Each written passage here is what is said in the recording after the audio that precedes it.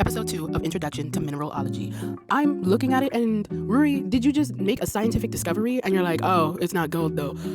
Because that is a big deal. You can't be like, oh, well, because now that's something that they didn't think actually existed, now they know exist. And that's crazy. Also, I don't know if anybody else is doing it, but when we get into the middle cards, I'm reading them actually, and it's a lot of good information. So the second one is about actual gold, and they're like, gold used to be everywhere in Japan. Now it's not, of course, because everybody took it, but there's small scales scattered around all of Japan. You could probably find it in a river, but they're like, if you want to do that, take your sweet time for it, because you might find a speck of dust of it. You just go somewhere that it's well known, which is funny, but that makes sense. Why would you find gold in like good quantities readily available? I was about to be so upset with the show if it was about to tell me Rui found actual gold and it's just like, yeah, she found gold, it's all good, nobody, and a good chunk of it too. But thank God they were like, yeah, no she didn't.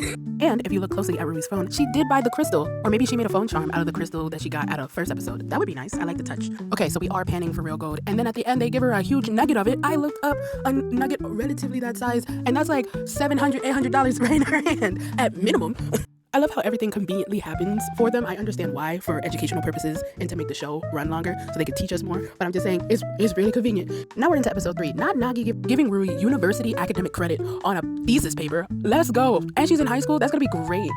On like getting her into college herself. Yes, I'm already accredited by this university with my skills in mineralogy. Not to say she didn't deserve it, because she definitely did. Like she said, it's her specimen. She got that rock. You would have never known that that was possible unless she got the rock herself. And now we know she has academic integrity. We also know that she dirty and keeps her desk mad filthy and refuses to clean unless being forced to at this moment in time. And we get to meet our new blue undercut girl, Imari, our book nerd, but for rocks. But we find a map for an old mine, and then they're like, ooh, let's go and see if there's anything left there. And I feel like, just Imari said, I would be afraid because it's an old mine. A lot of them can be dangerous. And that's why she wanted them to stay on the beaten path, so it'd be less touch and go. They're like, let's go together. Oh my God. And I know the show's not going to put our characters in danger like that. Maybe they will.